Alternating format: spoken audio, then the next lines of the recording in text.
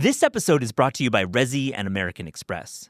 Resy is a digital platform that connects restaurants to restaurant lovers by elevating dining experiences, providing original industry content, and helping to fill some of the country's most exciting dining rooms. Because restaurants have always been more than just places to eat. The amazing world of restaurants is just a few taps away in the Resy app and at resy.com. Oh, Hilton stay, your beds are soft and cozy. No lumpy couch, no stiff futon, no shower line at crack of dawn. Oh, Hilton stay. When you want holiday comfort you can count on, it matters where you stay. Enjoy comfortable rooms and friendly service when you stay with Hilton instead. Save up to 25% this season when you book with Hilton. Hilton for the stay. Terms apply.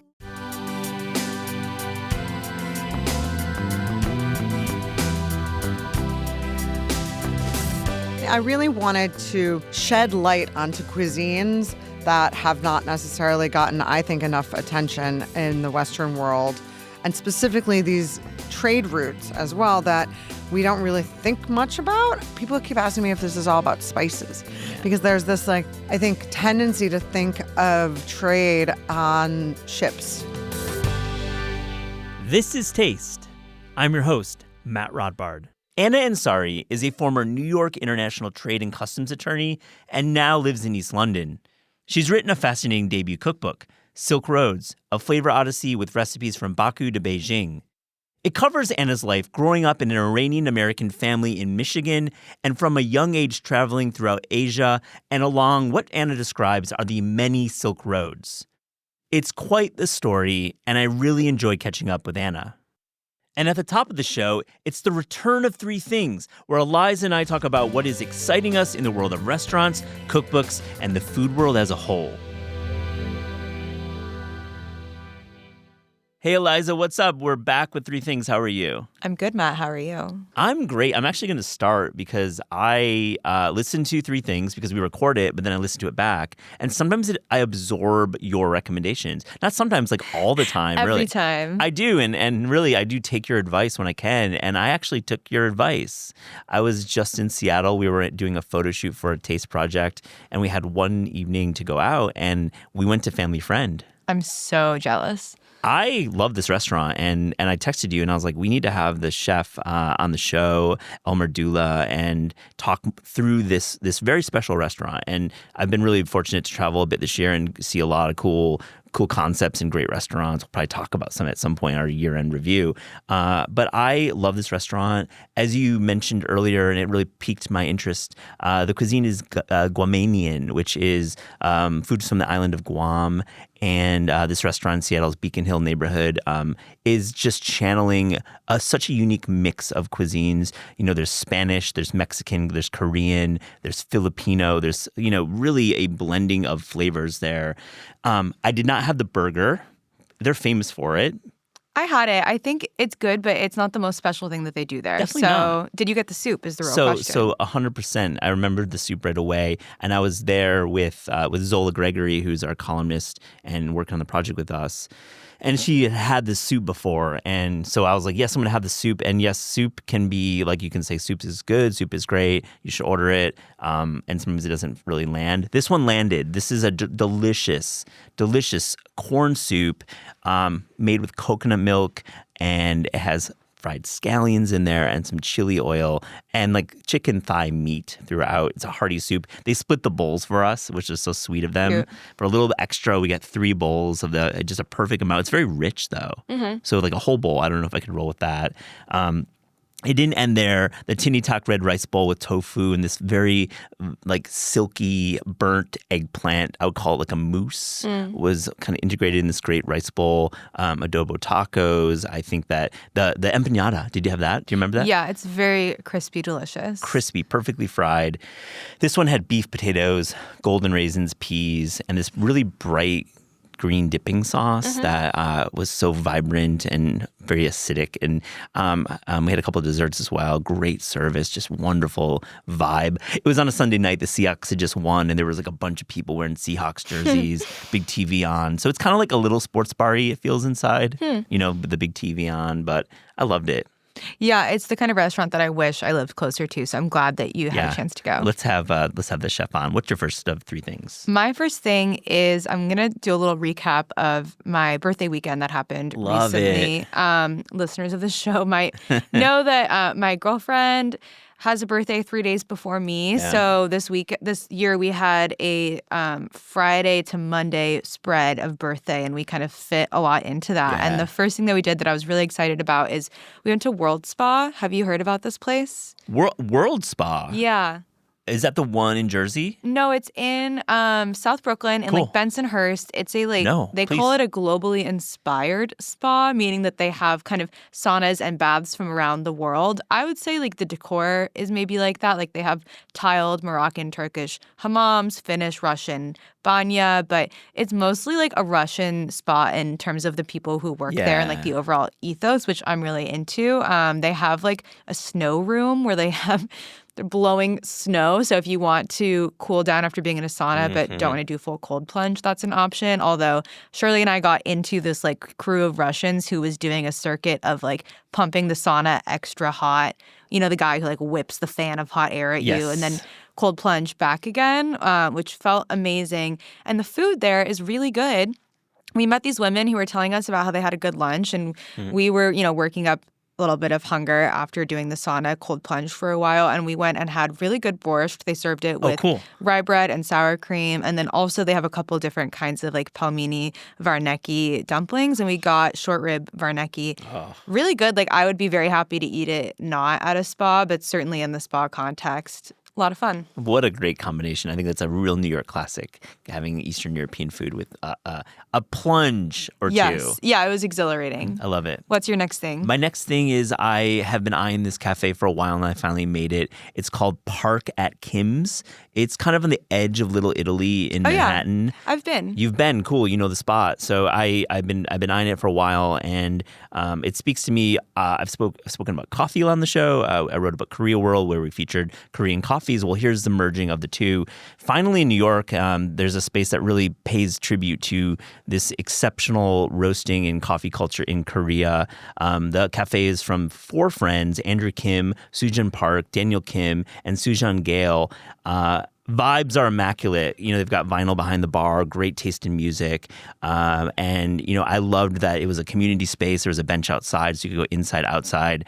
But I'm here to talk about the coffee. What was your take of the place? Well, I actually had chai when I was there. That's 100% cool, man. They have a cool chai on the menu. Yeah. I liked it. I would say it's like Chinatown border as well. There's my favorite rice roll place is on that block, and I enjoyed. I sat in the very front. They have kind of like I don't know what to call it, like an extended bench area in the window still that's kind of nice to curl up on. But I'm assuming you had coffee. What did you have? I did. I had some coffee. So on the bar, they had two great coffees. They had a natural from Clover in Paris and a washed from Pastel in Seoul.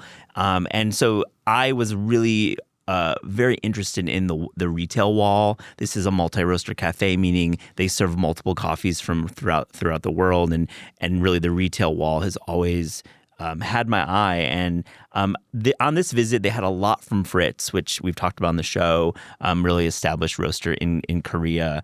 But in the past, they've had like this incredible, very rare, I'll say, in America selection of coffees from Korea. They had Momos from Busan, Malik, Travertine was there. I think they had Mesh at one point, which is one of my favorite roasters in Songsu in Seoul.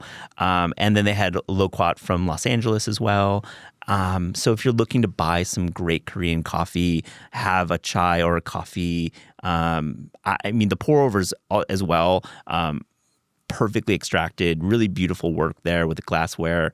It's a really special cafe. I'm such a fan of it. Yeah, I'm a fan of it as well. I'm glad you went. Yeah, thanks. What's your next thing? I'm going to stay in the World Spa vicinity because somehow after eating the borscht and varneki, we were hungry for proper dinner. And I didn't really know a lot of spots in that area around Bensonhurst. And when I was on Google Maps, I saw a bunch of like Albanian restaurants, which is a cuisine that I have not had a lot of before. Me either. We went to one. Apologies to the Albanians. I would say this is called sinashpi. Yeah. I think it means like at home, like in a home style. And it was super delicious Albanian food. We had a huge like spinach burek, this like kind of mild kofta. It came with like a sweet mayo and cabbage slaw and some really good kind of puffy flatbread to eat it all together, and also good. these spicy roast marinated peppers. We brought home some leftovers. I had it the next day. Somehow even better. I'm really like one of the things I love about New York is getting to try cuisines that I haven't had previously. And so I really am now eager to try more Albanian food. But I thought this was a great kind of entry point. I have no experience with Albanian food, so thank you for that rec. I love that. Yeah, you could go to the sauna and then go there after. I've definitely been to the banyas in Brooklyn, man. Miss those. Some thing about the banyas is you see some gnarly scars in some of these older guys.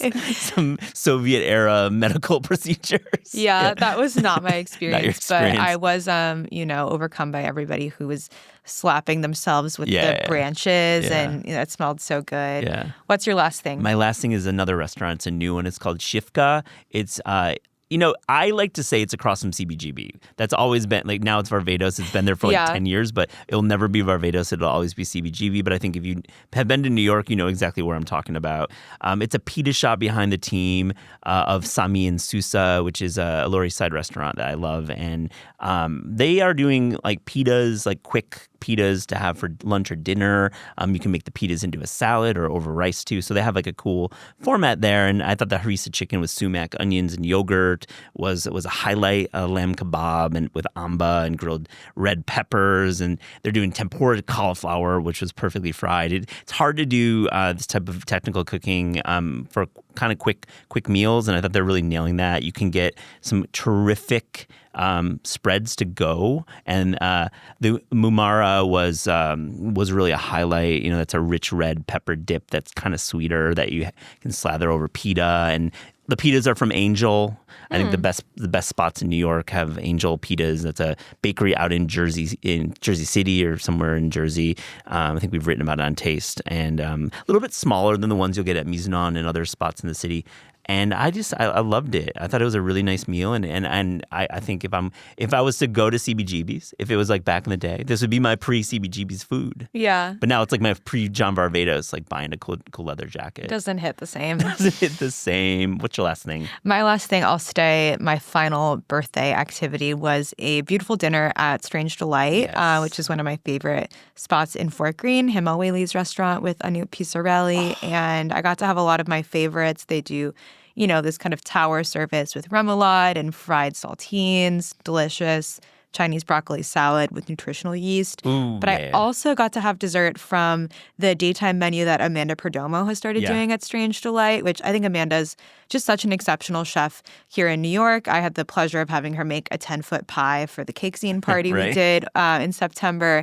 And she's started doing a breakfast lunch menu. I believe they're going up to 5 days a week soon. Right now it is Monday to Thursday. And she's doing beignets that have kind of quickly become a cult following, muffalata, thing like that. And then also a couple like more plated desserts, including a bananas Foster pie. Oh, nice. Which Great call. is what I got for dessert. Oh, delicious. Which I think I'm bragging because I don't think they have that on the dessert menu at Strange Delight yet. But Shirley called ahead, reserved some for us for that meal. And I think this is such an incredible pie that I'm excited to go back and have it as a breakfast pie. What's so good about it is the salty kind of cookie crust, and then the ratio of the bananas Foster cream to whipped cream, I would say, is basically 50-50. Not too sweet. You have this fluffy, light whip, and then this kind of creamy, caramelized banana custard all together. Oh my gosh. So good. I think maybe they might be doing some pies for Thanksgiving order soon, so it would be worth keeping an eye out for that. But whenever you have time to go, I think it's such a fun restauant. I love that we were texting when you said you were going there. It's so cool that you were able to celebrate your birthday at a friend's restaurant. It sounds nothing better than that, really. And, oysters, Rockefeller, man. that's just such a celebration food. It's perfect. Yeah, and two quick things. I'll say, first off, I love that seeing Amanda is doing the daytime service at Strange Delight. Feels very progressive. It's like kind of the story we've been telling on the show of pop-ups. You cover them really well, and like kind of the evolution of a pop-up is taking over a nighttime spot and doing a daytime service and having two brands. Because I think she's doing it under a different brand, right? It's not Strange Delight. I think she's calling it Amanda's or something like that. It's under her name. But you're right, totally. There is something I've been noticing of. I could name probably 3 other restaurants just in that neighborhood of Fort Greene. Margot is doing daytime bakery service out of the restaurant. And also Entre Nous, La Bicyclette Bakery is doing breakfast service out of that space as well. So I think increasingly there are restaurants or even bars that, don't keep daytime hours here in New York that realize they have this extra real estate that could be utilized, and they're giving that space to people in the food community, which is fun to see. We all win. I mean, the operator gets, more revenue and the space isn't empty. And then, of course, as diners, we get to have a new breakfast spot in a neighborhood where space might be dark. The other thing, and I think this episode will be out by the time we're live with it, I finally got to taste a Zola Gregory pie. Oh, how was it? In person. Zola is our longtime columnist and a terrific recipe developer. So I tried the Nutella pie that we'll be publishing on Taste probably by the time this runs. Dude, it was really good. I think Nutella in pie form, and she just seeing like a really talented food stylist do the swirl. Like the swirl in person. And I think Zola was showing me it, and it's basically like a super light touch, and you only have one shot. That's kind of the rule with a pie. I have to give Zola credit also. She pitched us this Nutella pie at least several times, I think, for different moments. And it was never quite right with the lineup. But I was editing the recipe, and it really is such a delicious holiday pie, year-round pie. So props to Zola for getting the Nutella pie out. Well, thanks for sharing the 3 things. Yeah, you too. If you're like me, your skin needs some extra care this time of year. All that cooking for family and friends has me busy dipping into my favorite cookbooks, like Alison Roman's new Something from Nothing. I love her tomato kimchi soup a whole lot. This busy season also has my skin in a pretty interesting place. That's why I've continued to rely on OneSkin. I love their OS1 body formula, and it's been invaluable to have a daily routine that delivers both powerful skincare and longevity benefits, all in just a few simple steps. OneSkin also just launched their limited edition holiday sets, including the Nightly Rewind gift set, which is one of those rare gifts that's both impressive and genuinely useful, providing an upgrade to anyone's nightly routine. Featuring their best-selling face moisturizer and their new peptide lip mask, each component of the set is designed to work together as your body enters its natural nightly repair mode, helping renew skin at the cellular level for a stronger, smoother, and more resilient skin. For a limited time, try OneSkin for 15% off using promo code TASTEPOD at oneskin.co. That's promo code TASTEPOD at oneskin.co. Today's episode of This Is Taste is brought to you by Grow Therapy. I'm a big believer in therapy and think everybody should get the help they deserve. But have you ever tried to find a therapist online and were more stressed out by the simple act of finding a therapist? I certainly have. There's the cost, the scheduling, and of course, finding the right fit. Finding a therapist is not that simple. Grow Therapy makes it way less overwhelming and way more affordable. Whether it's your first time in therapy or your 50th, Grow makes it easier to find a therapist who fits your needs. They connect you with thousands of independent, licensed therapists across the U.S., offering both virtual and in-person sessions, nights and weekends. It's that easy. And you can search by what matters, like insurance, specialty, or availability, and get started in as little as 2 days. And if something comes up, you can cancel up to 24 hours in advance at no cost. There are no subscriptions, no long-term commitments. You just pay per session.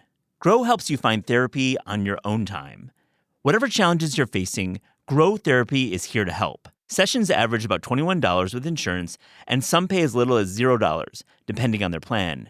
Visit growtherapy.com/taste today to get started. That's growtherapy.com/taste. Availability and coverage vary by state and insurance plan. If you're like me, your skin needs some extra care this time of year. All that cooking for family and friends has me busy dipping into my favorite cookbooks. I've been working my way through the re-release of David Leibowitz's Ready for Dessert, and eyeing his nectarine raspberry upside-down gingerbread cake and buckwheat chocolate chip cookies. This busy season also has my skin in a pretty interesting place. That's why I've continued to rely on OneSkin. I love their OS1 body formula, and it's been invaluable to have a daily routine that delivers both powerful skincare and longevity benefits, all in just a few simple steps. OneSkin also just launched their limited edition holiday sets, including the Nightly Rewind gift set, which is one of those rare gifts that's both impressive and genuinely useful, providing an upgrade to anyone's nightly routine. Featuring their best-selling face moisturizer and their new peptide lip mask, Each component of the set is designed to work together as your body enters its natural nightly repair mode, helping renew skin at the cellular level for a stronger, smoother, and more resilient skin. For a limited time, try OneSkin for 15% off using promo code TASTEPOD at oneskin.co. That's promo code TASTEPOD at oneskin.co. And Ansari, welcome. This is Taste. Great to meet you. Great to meet you as well, Matt. Thank you so much for having me. Thrilling to have you on. You have such a great point of view on the world of food, and Silk Roads is just such a terrific book. I feel it's like a lot of memoir in there. Your story is amazing. Well, that's a kind thing to say. I feel like if someone saying your story is amazing, it's sort of like, wow. You have a story. I have a story. We all have stories, but I'm so fortunate that I get to tell mine and part of my family's as well in, what is a cookbook. This is a cookbook. There's 90 recipes, literally from Baku to Beijing, as the subtitle says. But it is a story of my upbringing, of my father's immigration to the United States, as well as a countless number of other people across my world and the world. So there's a lot of different sort of narrative and culinary strands within those 256 pages. Well, let's talk about your Michigan roots, because I gotta invite fellow Michigander in. I mean, what's food like growing up? Where did you grow up? And tell me about, we're around the same age, like what's 90s food like for you in Michigan? 90s food? Yeah. Pizza. Hell yeah. Let's go. Pizza, which I hated, by the way. Really? I love going back to Michigan now and getting specifically Buddy's Pizza. Like it's one of the first, I often get it before I get to my dad's house. I'll stop and get a pizza and have it when I get home. But I didn't enjoy it as a kid. And I remember when I moved to New York for college, I had like a thin slice of New York pizza. I was like, oh, this is why people like pizza. It was like the opposite of Detroit pizza. Now I love Detroit pizza. But growing up, I went to a Montessori school in Monroe, so right near the Ohio border, which is the town that my mom is from and where she was born and raised, and where my father had a medical clinic. Mm-hmm. But we didn't live there. I lived in Grosse Ile, which is downriver, which is technically literally down the river south from Detroit. Looking across the Detroit River, we were on the water, looking across to Amherstburg, Canada, and the Seagram's plant. And it turns out the house we grew up in was like a rum running house during Prohibition. Yeah. And that's why it was directly across from the liquor plants in Canada. So good. But I grew up in Metro Detroit, and then we moved a little bit further north to Oakland County when I was maybe 12 years old, and I went to high school there. So growing up, it was very like my mom's family. I recently discovered, or my sister knew this, but I just heard that my mom's family has been in Michigan since before Michigan was a state. No way. Like, yeah. They moved there in 1832. Oh, yeah. Michigan became a state in 1837, but they moved from New York, German-American heritage. So my mom is like deep, deep Michigander. And then my father is from Iran, from northwestern Iran. And he moved to Michigan in 1964. Unlike so many Iranian immigrants, who came over in 1979, my dad was like way ahead of the game. He moved when Detroit was this extremely vibrant, booming city, which it's on its way, hopefully, to becoming again. Yes, it is. It really is. But he got there and he was like, I don't want to go anywhere else. And he's still there. I'm in London. My sister's in New York. Another sister's in San Francisco. My dad's like, I'm staying put. Staying put in Michigan. Yeah, he is like a Michigander. But we, because of those sort of dichotomy of cultures, I grew up eating a lot of pizza, for instance, and sloppy joes. There were a lot of sloppy joes. Yes. And like Faygo Red Pop. Oh, yeah. I love Rock and Rye over Red. Oh. But Red's great too. They're both good. They're both good. I mean, I also love Verner's, but there's something like deeply special about Faygo. Yeah. But then we also were part of this really lovely, but small but vibrant Iranian American diaspora community. So there was a lot of like kebabs and rice dishes that were commingling, especially at barbecues, with like hot dogs and hamburgers. So there's really like this duality of cuisines, along with like gorgeous Michigan produce, like corn on the cob, and like peaches, and just the beautiful Midwestern cherries. In any case, so it was a lot of Americana, mixed with a lot of Middle Eastern food. I want to hear about the Middle Eastern diaspora in Detroit for your father's generation. It's coming in the 60s. It's just starting to form in Detroit. And, we know Detroit today is such an epicenter of culture, of Middle Eastern food and everything in between. So what are your – and part of the book, which I love, is you tapping your father for memories, which I think is a really smart way to tell the story of your family and then the Silk Road cuisine. But tell me a little bit about the early days of Detroit and this community. Yeah, so he was like a pioneer, so to speak. And there's a very large now Iranian population, specifically in Ann Arbor, where the University of Michigan is. I mean, they have like poetry readings. It's very sweet and wonderful, and like really, really like close, wonderful community, but so much bigger than it was even when I was growing up as a kid, and certainly in the 60s. When my dad got there, just were not a lot of Iranians there. Dearborn then, as it is now, is a very important stronghold of an Arab community in the United States. I think it's still to this day the largest Arab community outside of the Middle East. Yeah. But didn't like encompass Iranians. Yeah. So my dad, he found the few, because this is what immigrants do. When you move abroad, you find your people. I don't know how people did it in the 60s and 70s and before then. Now it's pretty easy. I can find like Americans in East London, which I do. But, they found each other. But my father he started a medical center in Monroe and called out to his colleagues and his former classmates, actually, from Tehran University, where he went to medical school, and said, hey, you want to come over to America? Oh, cool. So a lot of these people that I grew up with as family friends, my dad had known already for decades. So sort of started and formed this community that persists to this day. And I won't say he was like the first person to do this, because there were other Iranian Americans, but definitely within our sort of small Southeast Michigan medical community, it was already like vastly connected to like the roots that they already had in Iran, and just kind of like transplanted them over here. Yeah. Do you remember having celebrations with food with your father's peers and colleagues? Oh my gosh, so many. Yeah. I grew up in a household that we were just entertainers. And it's a common part of Iranian and Middle Eastern culture in general to just like throw parties and have celebrations that are all food-based, that are all just like, so bountiful. I mean, kebabs and stews and breads and rice, and then the like table full of desserts of all varieties. You can just there's a spread in my book at the end, double-page spread of the desserts, that I remember saying, listen, I just want it to look as though you have this like you've walked into a dinner party, like an Iranian dinner party, and you just have this like bounty of sweets. And someone on the set was like, well, who has a dinner party like that? I was like, every Iranian has a dinner party like that, and I want to show it to you in this book as well. But no, my dad was not a good cook, and he's just not a cook. He loves food.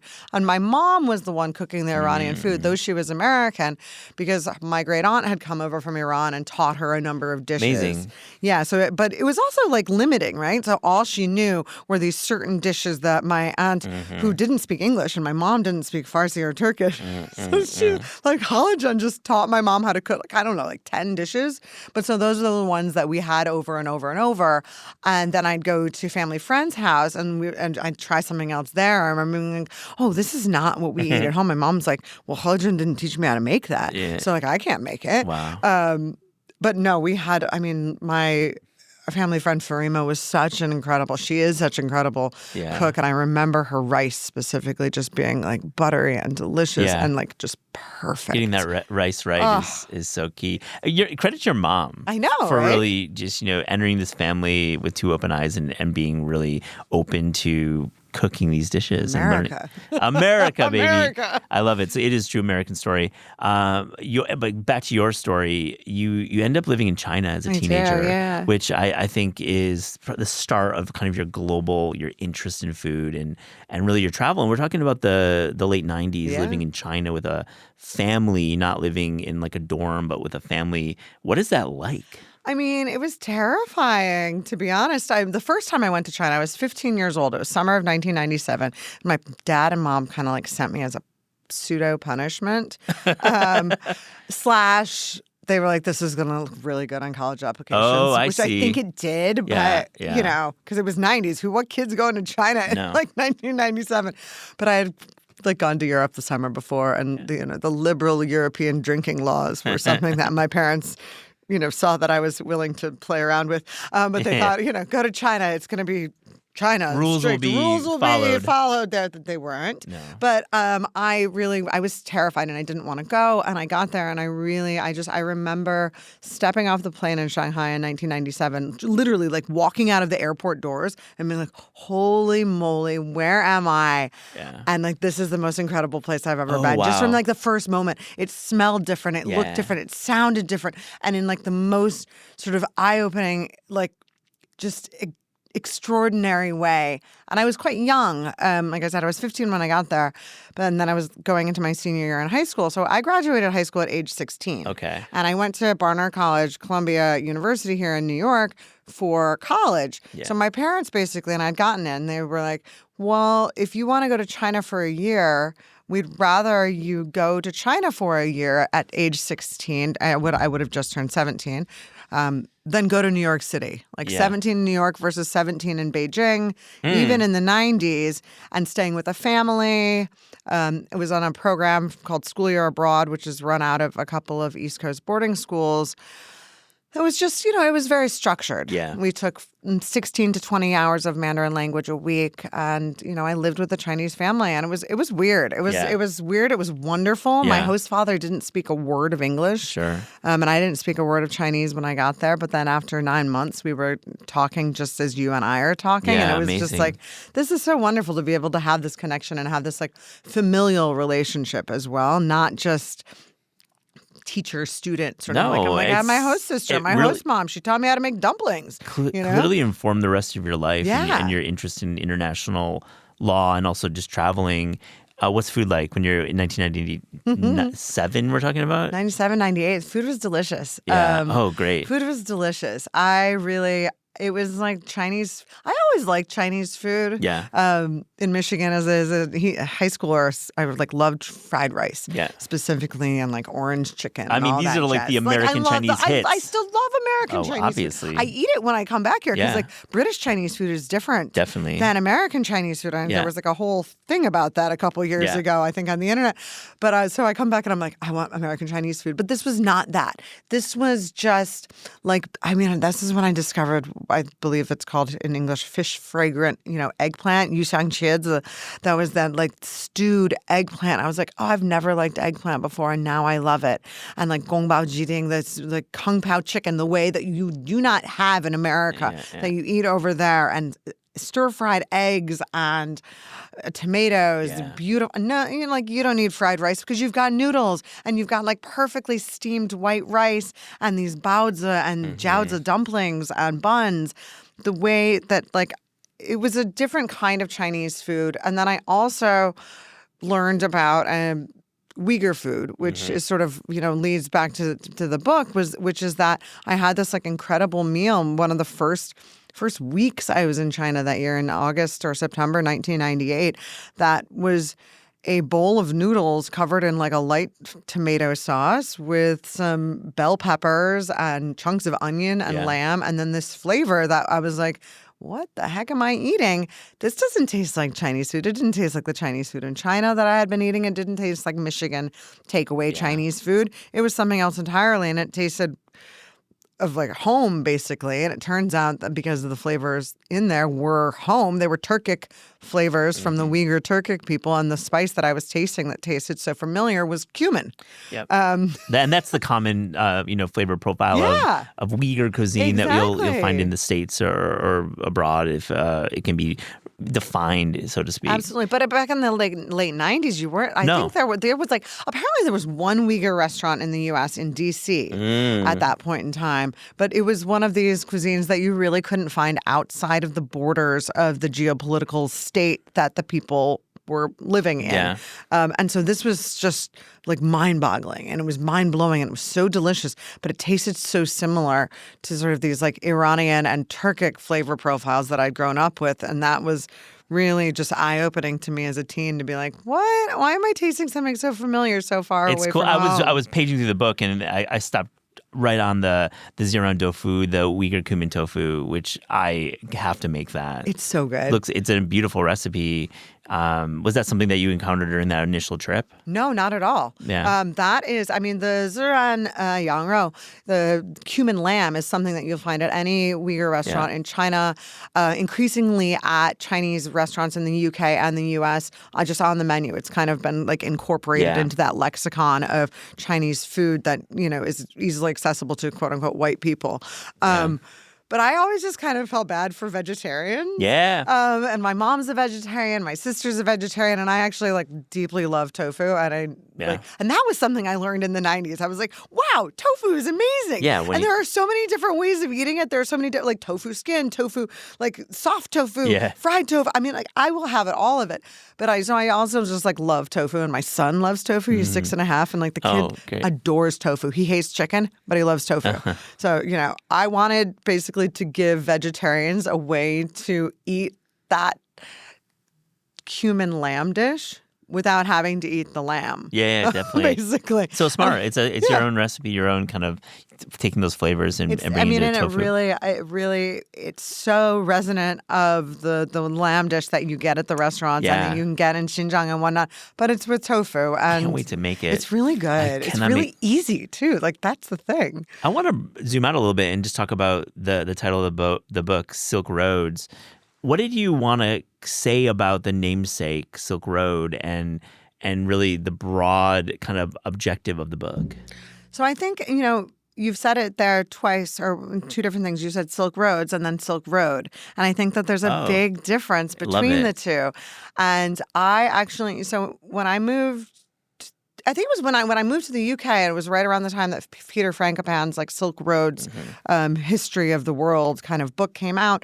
And I was really struck by that title, specifically the plural of Silk Roads, because as someone with my background in East Asian studies and Chinese history, I kind of had only ever heard the term Silk Road. Yeah. Like a singular road. And I was like, what is this Silk Roads? Oh, the Brits, they just do things differently.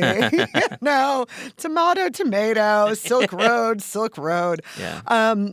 And so, you know, basically the publishers as well sort of were interested in the notion of using this title to express this this plurality of trade routes as opposed to a singular road. And I was like, okay, well, this is good. And so that's how it started. Like this, we're going to talk about the way in which food, family, flavors, and ingredients have traveled across this sort of Central Asian into Middle Eastern and into East Asian landmass, the land trade networks. But then for me, it became like a little bit more than that, and sort of as expanded to, and I think that's why I like the S in there, the plurality, that it's not just this one thing, and that it can be sort of used as a metaphor for, I think, a larger immigrant experience that can extend to sort of how my dad was looking for yogurt, you know, in Detroit in the 1960s as an Iranian immigrant, to sort of how I am feeding my family in East London today and bringing some like Americanism as well as my Iranian and like Chinese historical and personal background onto the table at home. So I really wanted to sort of shed light onto cuisines that have not necessarily gotten, I think, enough attention in the Western world, and specifically these trade routes as well that we don't really think much about. Like I feel as though when you think about trade, people keep asking me if this is all about spices, because there's this like, I think, tendency to think of trade on ships and Yeah. the spice routes. How did you get, nutmeg and cinnamon there Yeah. from, Indonesia and Southeast Asia through over to India and around the Horn of Africa and up to the UK. Same with tea. But these are routes that were basically just as vibrant. And there were thousands and millions of people and thousands of history here that we don't really know much about. And we don't, I mean, and by we, I really mean like us in the West, because of course, people who are from this region or, have this culinary and cultural background are familiar, but we are not in general. And I really wanted to sort of shed light on that. And I just happened to be one of these people. Yeah, no, it's so such like a that's kind of worked out, right? It's such a personal story. I mean, Anna, it's a big swing. It's I know. a big swing. Were you ever like perplexed by the project, or did you feel it was just natural and the stories started flowing out? Because really, the book, you buy the book and you should to read your stories, because I think there's excellent journalism in there and there's excellent personal memoir, which is rare in a cookbook, because I think a lot of cookbooks are just doing the recipes and playing the hits and all that stuff. Well, and the recipes are excellent too. Sure. Let's not, these are great recipes. Yeah. But what I really enjoyed, I loved writing the recipes, but I really had so much fun with the head notes and the essays. Yeah. Truly, that was my bread and butter, so to speak. I Yeah. love cooking, I love writing a recipe, but I loved just delightfully discovering things. I found out that after all these years of studying Mandarin, that the word for spinach basically means Persian vegetable, and that goes back to an archaic designation for Iran during Tang Dynasty times, because spinach came from Iran into China via the Nepalese dynasty, Nepalese kingdom over the quote-unquote Silk Roads. And we're sitting around talking about bo cai, and not really realizing that bo means really, really old Persia, Wow. Persian vegetable. And so I exclaimed out loud while I was doing this. I was like, oh my gosh, this is crazy. But so that was so fun. And it was I'm a dork. I love a good research. Yeah. But no, the stories, I kind of had an idea from the get-go. I mean, you've written books. You have to have a proposal. You have to have sort of an outline. But there were some that just said TBD, just kind of they fell in place as I was doing the research, as I was either digging through my father's memories or my great aunts and talking to other family members or my own. They just worked out. I didn't set out to write a story about Dunhuang as a sort of start to a Buddhist and tofu heavy chapter, and yet that's where it went. I love that about books. I mean, you start with a proposal, but especially when you're doing documentary style, you really don't know where the story's going to go. No. And a smart publisher will allow an author to flex like that. I mean, talking about your research, you bring out this interesting fact how the Greek yogurt we know today, the thick double strain yogurt, actually has roots that are not quite Greek. There's a Armenian lineage there. What did you learn in your research there? So I don't know. I mean, I think that the yogurt thing is actually a fraught. Well, a let's fraught go there. one. It's like Podcast hummus. of the way. It's like hummus and baklava. Who who made? who created? Yeah. So I mean, the term yogurt, the word yogurt, is a Turkish word. Yeah. So we've got that. It's not a Greek word. It's not an Armenian word. It is a Turkish word, but I don't know who started making that actual heavy scent yogurt that we call Greek yogurt today. I do know that it was Armenian immigrants in America that popularized it. Yeah. And at what point in time that became sort of the commercial thing to do to call it Greek, I don't know. Yeah. But that was a choice. I mean, think the big boys made. at Chobani probably had something to do with it. But they're Turkish. Yeah, I know they The are Chobanis Turkish. are Turkish. I know they are. But it's, at some point in time, we started calling it Greek yogurt. But I found it fascinating, actually, that there was this couple in Andover, Massachusetts, Rosa and Sarkis Colombosian, who started making their Armenian matsun in their home in Andover, Massachusetts. I think it was 1927 or 29. And they started selling it out of their house. And then they bought a actual wagon, a wheeled wagon and a horse, and started taking it around to neighbors, selling this. Yeah. And eventually got it into stores in the area in the 30s and then the 40s. And at some point in time decided to change their name and their name of their yogurt from Colombosian to Colombo because New England had so many Italian immigrants. Yeah. So basically they are like, oh, we'll just sort of fit in here, which I find to be really interesting. And, you get so many immigrant stories of people either purposefully or accidentally having their names changed. But this was definitely a choice that was made by this family to sort of sell their product. And I remember do you remember the Colombo yogurt? I do. Like, I do remember Colombo yogurt Yeah. for sure. And I'm thinking about like a 1930s New Englander eating Greek yogurt for the first time. And I mean, can you imagine They didn't how like it. they didn't like They didn't it? like it. It was This is not what I was sour. thinking. It was sour. Americans are Yeah. so used to having dairy Interesting. preparations be sweet. Yes. And at the same time that Rosa and Sarkis were doing this in Andover, the Dannon guy was in the Bronx doing the same thing. He had come over, I think, from Barcelona, and he was a Greek Sephardic Jew, and he was trying to sell yogurt in the Bronx and was also failing because Americans like sweet dairy. Yeah. We like and if it's thick like that, right? Like yogurt was not the flavor profile we wanted. So these people, they're so smart. They started putting fruit on the bottom. Basically, like fruit on the bottom yogurt to make it more palatable to an American consumer. And so when you still to this day, when you mix in that sort of fruit on the bottom, it's almost like a jam, like a compote, right? And I mean, it's so delicious. One of the greatest joys in So all good. food is stirring a Greek fruit in the bottom Yeah. yogurt. But I mean, Wow. I like it sour. I don't Yeah. eat it, the fruit. Yeah. Like I don't. But I can see why that was a choice that was made in order to sell this as a product.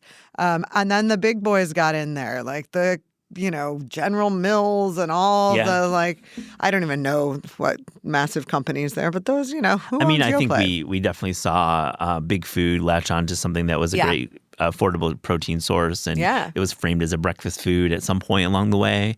Before it probably wasn't, and now I mean, they probably took that from the French, I would imagine, especially with these naming conventions, so to speak, or even French companies using I think it worked in like the 70s and 80s. There was like, this is a French breakfast product. Oh, you know? yes. That's very sophisticated. Yeah, Like, sophisticated. become European. Eat some yogurt. In the rice chapter, you write about the Bukharan Jews, and I love this history. I just screened a great documentary about the current day Bukharan Jews in Tehran. I'm sorry, I can't remember the name of the film, but it's terrific. And I love that chapter. What did you learn about rice and Bukharan culture? Well, basically, I mean, I had heard about Bukharan Jews for a long time because there is a sizable community, actually, I think down in Brighton Beach in Brooklyn, and you can get some like excellent Uzbek Bukharan food there to this day. And I know there's like a new supermarket in the West Village too. Oh, Like, yeah, the Tashkent supermarket dude, is open. definitely. Yeah. So I'd heard about this as a population for quite some time, but I specifically went into my research, food and historically speaking, because I wanted to talk about the way in which religion also traveled across these regions, and that people from different religious backgrounds have different culinary traditions as well. So I had basically been researching this dish called sabzi, or called bakhash or something. I don't know how to pronounce it either. You said it right, I think. But it's traditionally made, I think, in like a sheep's stomach and held up. It's rice and broth and meat and herbs, and it is slow cooked, basically, in a sheep's stomach for the Sabbath. So you're not having to expend any work and therefore go against your culinary and religious rules. And I was like, well, this sounds really delicious, frankly, but I don't have a sheep's stomach. Yeah. Like, what to do? What to do with the recipe development? What to do when I don't have a sheep's How to hack it? stomach? What's How the to hack? it? Well, the hack was I ended up in down the street from a synagogue in Bukhara.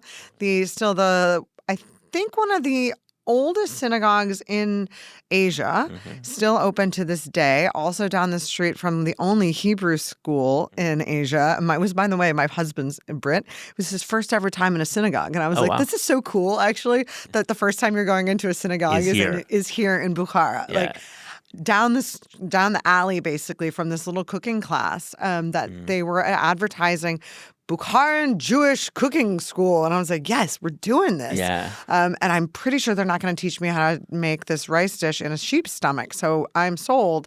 And basically, they made it like risotto, so to speak. It was a slow addition of broth to rice and just allowing the rice to sort of absorb the water like you do in a risotto, but it was in like a massive pot. Yeah. So my take on the recipe is more of a risotto because you can't get that kind of medium grain Uzbek rice so easily outside of Uzbekistan. So I thought, you know what, I will sort of interpret this dish to do a service to this cuisine, hopefully, and to these people who have been fleeing persecution across Asia for centuries, but still have these traditions and these culinary delights that we just are not that familiar with. And I was just floored by how delicious it was. The one that I had in Bukhara had a bunch of liver in it, which I did not include in my recipe. Yeah. But, to each their own, by all means, add some liver in.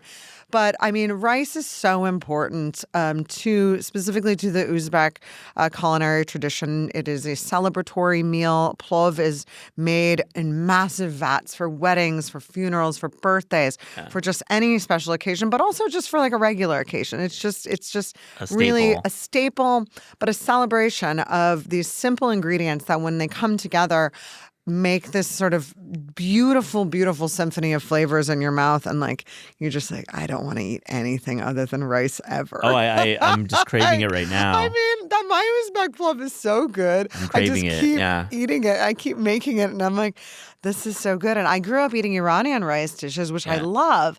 And so to find these other ones that are simultaneously like very, very close in flavor profile and preparation, but completely different at the same time. I know that sounds really like a contradiction, but they're not. It's been so fun and just so delicious because I mean, rice is my favorite food. Like I will just eat white rice like every day, any day. Let me ask you, we have a lot of like wanderlusty listeners who want to see every country and have those charts and stuff, which I love. I love folks like that.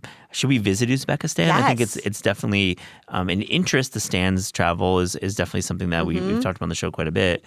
But you say yes emphatically. Oh, emphatically. I mean, I think that between the warmth of the people, the extremely deep, beautiful history, and the like monuments. I mean, the Registan in Samarkand is like literally sparkles.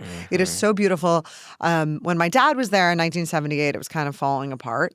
But the post-Soviet state has put a lot of money, and they've done it in conjunction with UNESCO to really like redevelop and revitalize these gorgeous, gorgeous, important cities along these trading routes. And they're just so beautiful. And the food is so good. And the trains are really easy. Is it difficult to travel? No, it's so easy. This is great. We flew into Tashkent, stayed in this really, really cool like Soviet I think it's called like Hotel Uzbekistan. You can look it up. It's super brutalist Soviet architecture, and there's so much of that there. Tashkent was a really, really important city for the Soviet Union during the Soviet time. So there was a lot of money spent. There are these like extraordinary subway stations. There's one that just has like all these murals of cosmonauts. Oh, wow. It's so cool. It's So like cool. so cool. But we stayed in this like awesome brutalist Soviet architecture hotel and then got on a overnight train out to Khiva in the western Uzbekistan. Really, really easy, really, really cheap and delicious and beautiful. And then we just hopped train to train, heading back to Tashkent. And it's just really simple and like highly recommend you. I don't know if there are they're probably not direct flights from the U.S., but definitely from I think I actually Europe. I have no randomly idea. was walking through JFK at night and I saw a Tashkent flight. Okay. I saw Wow, one. wow, wow. Yeah, That's amazing. I guess there's Uzbek Air, is that an airline Yeah, perhaps? yeah. A flag carrier. I absolutely remember this. Okay, Yeah. that's awesome. No, because they have a direct flight from London to Tashkent. I know Yeah. that. So, that's wonderful. Yeah, I think to it know. was like kind of like in the corner, one of those like not one of the Delta flights, but anyways. No, you're go to selling me on this because Uzbekistan. I think it's a part of the world world that Westerners just do not think about for travel at all. There's so much to see as well. Yeah. I mean, that, and like just geographically speaking, like physically speaking, like there's so much land there. Yeah. Between Istanbul and say Beijing, between Istanbul and Xi'an, you know, these sort of start and end of these Silk Roads, there's a massive amount of culture and people and geography that is just ripe for the exploration and for the respect and appreciation that I think we can all give all that. can. Yeah. Absolutely. Speaking of Xi'an, I love the memory about cold sesame noodles. You reflect on the cold sesame noodles you ate at Ollie's. Uptown was your location. I remember dining at the downtown location in the East Village or Village, and you reflect on how those sesame noodles of your younger days were quite different than the ones you found in Xi'an, and the recipe reflects the Xi'an style. Tell me about that kind of squaring of the sesame noodle. Yeah, I mean, I remember eating them at Ollie's and I loved them. I was like, what is this? I remember it was my college boyfriend. He was like, oh, sesame noodles. And it was one of these Chinese dishes I'd never eaten before. And I think because I don't know, maybe it was always on the menu in Michigan, but I think it's a particular New York Chinese food, Chinatown thing that Ollie's was making. And, you know, definitely peanut butter in there. Yes, well, that's the thing. There was definitely peanut butter and they were gloopy. Yeah. And also just delicious. Delicious. Like, I loved them. Yeah, yeah. Like, they were so good. When you can eat like a whole bowl of sesame noodles you're like, from Ollie's without that's a an care in the entire world. Jar of peanut butter in there. I know. But I don't think I haven't had those in a long time. Yeah. I don't know if I would like them still. But when I was in Xi'an most recently, I had these gorgeous like sesame noodles and they reminded me of the Ollie's ones, but not at all. And I think it was because, you know, there's a Chinese sesame paste. And I think sometimes people assume that the Chinese sesame paste can kind of be used substituted in for tahini, which is another sesame paste, and they're just not the same. Definitely agree. It's a thicker, more concentrated sesame flavor that you want to just water down a little bit. And I've got Sichuan peppercorns in there, some soy sauce, and it really is just like light and refreshing. But simultaneously, like, reminds me of being that like 19-year-old who could eat this like bowl of peanut butter noodles, basically.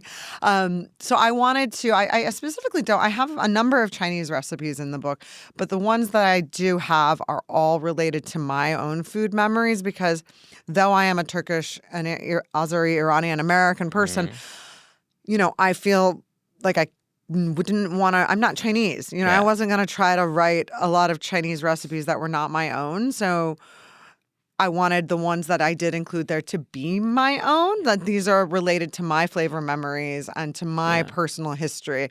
So I really wanted to lean into that and sort of say, okay, these are the kind of noodles I ate as a teenager, and these are the kind of noodles I learned to make in Xi'an. And so I'm going to give you an amalgamation of those two because those are my sesame noodles. I think a lot of readers will relate to that point of view, and I'm so happy you're open about your point of view. And this isn't a historical Chinese cookbook, but it's your very unique point of view, and I love it. I have to mention back to Detroit. I did spot the Boblo Island boat in the photo. Isn't it amazing? I love that you referenced Boblo Island. Just like we have to put that down. Boblo Island. What are your memories of it? Yeah. I mean, like I said, we grew up on the. I grew up on the east. It was East River Road. Yeah. Grew up on Grosseal on the Detroit River. Yeah. And I remember going to Boblo Islands. Like, it was so cool. And I don't know when it closed. It was this little amusement park. 2000s or something. Well, yeah. But there were these specific boats. And I guess one of them is in Pennsylvania somewhere. I was doing some research. Yeah. One of them is like in a dock and like they're trying to get funding to keep it, you know, renovated or whatnot. But there were these special boats. And it was one of the last things I did for the book was my editor said, you know, we need some subtitles for these pictures. And I looked at that picture of my father and my grandmother in 1964 standing in front of the Detroit skyline on the Canadian side. They were clearly in Windsor looking across. And I just kind of like squinted and looked at them. I was like, is that a Boblo boat I see? And I was so delighted to find that like true piece of Detroit, like Michigan history and to be able to have that in the book. And I specifically was like, I've got to write this as a long subtitle, but it's making its way in there. Because it was beautiful really, to see. Yeah. I love it. I love this book so much. Oh, thank you so much. Congratulations Thank on you releasing so it. much. It's been a joy. Hey, Matt. My parents are scared to come to New York. They just think that the subways are always flooding and pizza costs $8 a slice. But that's not what New York is. There's so many beautiful sights for them to come and see, like the carousel in Dumbo or a shot from the ferry at sunset. Oh man, I mean, New York is a great place, but you gotta sell them on it. Here's a thought. How about sending them some photos, but not over text, not over email? Send them a frame loaded with a bunch of cool photos from New York with subways that aren't flooded, that are actually running. And here's the way to do it. Aura frames. Aura frames are great. They sent me one to check out, and it was really cool and dumb simple to set up. I loaded photos using the app, and it was displaying them instantly. There are no limits to the amount of photos you can load, and you can customize messages with each photo. And here's the deal. You can preload an Aura frame with photos and have it directly sent to that special person in your life, gift wrapped and all. There will be no price tag, and you can include a personalized message. Think about it. All those photos from this past summer's family reunion delivered in a digital frame. That is pretty cool. For a limited time, visit auraframes.com and get $45 off Aura's best-selling Carver matte frames, named #1 by Wirecutter, by using promo code TASTE at checkout. That's AURA frames.com, promo code TASTE. This exclusive Black Friday, Cyber Monday deal is their best of the year, so order now before it ends. Support the show by mentioning us at checkout. Terms and conditions apply. This episode is brought to you by Tempo. We are all really busy this time of year, and sometimes cooking is not an option. Though we crave a healthy, creative, home-cooked meal that an Uber Eats delivery or slice of pizza isn't going to satisfy. Tempo is a smart solution. Delicious pre-made meals, creative and always interesting, arrive to your door perfectly portioned for lunch and dinner and ready to eat in just 2 minutes. I recently gave Tempo a try and was super impressed. No, for real, it's great stuff. The tomato bolognese and cavatappi with garlic parsley green beans was exactly what I wanted after a busy day. And the pulled pork sweet potato fajita bowl with rice and beans was the perfect meal after a busy day of interviewing chefs and writers in the podcast studio. Sometimes you just don't want to think about dinner. Tempo has the solution. With 20 meals available for delivery each week, mealtime is never boring. And for those macro counters out there, Tempo is a smart option. For a limited time, Tempo is offering This Is Taste listeners something pretty amazing. 60% off your first box. That's 60%, which is pretty close to free. Visit tempocooking.com/taste for 60% off your first box.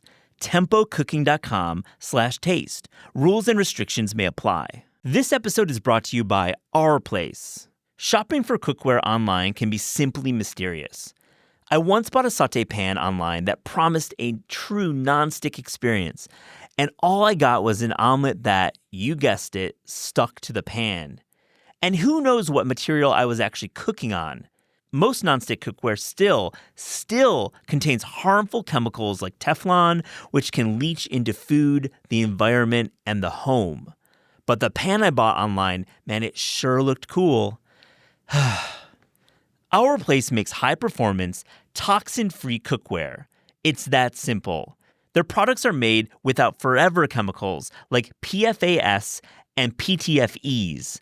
I had to Google that, and man, that stuff is nasty. So you can cook confidently without wondering what's in your pan. Stop cooking with toxic cookware and upgrade to Our Place today. Visit FromOurPlace.com/taste and use code TASTE for 10% off site-wide. With a 100-day risk-free trial, free shipping and returns, you can experience this game-changing cookware with zero risk. That's FromOurPlace.com/taste and use code TASTE for 10% off site-wide. On This Is Taste, we ask guests about their discerning taste. So to close this interview, here's a little rapid fire, fast and furious taste check. Are you ready? I am ready. The best fruit. Stone fruit of all types. Of all types? Good okay. stone fruit. Well, so give me the top three then. Nectarine, peach, Yeah. plum, Yeah. green gage, Yeah. Oh, rank nice. blood, I love the specifics. The worst vegetable. marrow. Tell me about it. It's like the wateriest, grossest zucchini you'll ever have that has no flavor. And I was really interested because apparently this is what Poirot. The Detective Poirot retires and he gardens. And I was like, oh, marrow, I'm going to try this. And I was like, why? Why would Yeah. anyone ever do this useless vegetable? Useless. What is your typical breakfast? Coffee. That's it. So you know nothing else. I'm not a breakfast eater. Yeah. Interesting. How's your coffee? What are you doing these days? A little bit of milk. Little bit of milk. Little bit of Okay, milk. fair enough. All right, the best dessert. Tres leches cake. Ooh, great. Where did you first taste it? Mexico. Yeah. Yeah. I love it. It's my favorite. A restaurant you wish you could bring back from the dead. In London, I wish I could bring back Sardine, Alex Jackson's beautiful restaurant that closed post-COVID. New York, Dojo. Oh, yeah. I would love a soy dinner any Soy dinner, day ginger with dressing. the ginger dressing. And then Dumont Burger. Oh, yeah. Not R.I.P. Dumont Burger, the Dumont, the one down by the Lorimer stop. Yeah, the I love that original place so Dumont. much. That was a great place. Yeah, those. Great memories. That Dojo. I know. I feel there should be a documentary about Dojo. I think so too. I Someone's feel gotta like do it. so many people have this like love for that place and Yeah. the memories of those flavor. Like I can taste it right now. If you go to Superior to Burger, there's a great photo of old Dojo in the restaurant. I think it's behind the bar somewhere. That Dojo Brooks- followed by Angelica. Like that's Oh, the yeah. move, right? What Early memories? aughts. Yeah, early aughts New York. Yeah. We're the same era. I love it. When you're craving fast food, where are you going? Shake Shack? Fair. Is that fast food? You got those in London, right? Oh yeah, we've got them everywhere. Yeah. So what's that's a little aside? What's the London restaurant scene like these days? It's great. Yeah. It's like so vibrant and so delicious. Yeah. And I live in this neighborhood in East London called Walthamstow, which is like very Brooklyn-y. And you got these great pop-ups. Like my friend, the chef Marie Mitchell, just did one, like no joke, like a 6-minute walk from my house. Oh, very cool. Yeah. Like you've got really good stuff going on. Your favorite city to visit for food in the world? Big question for you. In the world? Yeah. For food, any city in China? Yeah. Like plop me into any of them and Yeah. I will take it. Yeah. Beijing, Xi'an, Hong Kong, Kunming. I can't get it. Chengdu. Oh, Yeah, we didn't talk about Yunnan. Yunnan. There's some nice sections in man, the book I about love it. Yunnan so much. Yeah. And Yunnan food. Yeah. It's excellent. Yeah. But anywhere in China, A great answer. Last one, your favorite sandwich?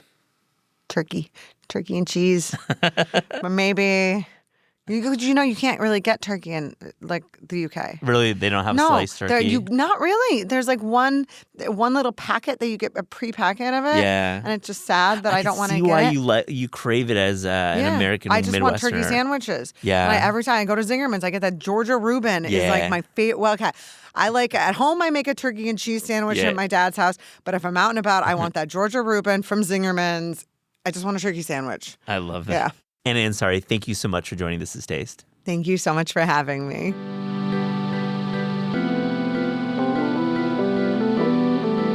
This Is Taste is hosted and produced by Eliza Barbanel and me, Matt Rodbard. The show is edited by lead producer Clayton Gumbert and supervised by Pat Stango, Director of Media Production and Development at Penguin Random House. Thanks to Shalia Harris and the production team at Penguin Random House.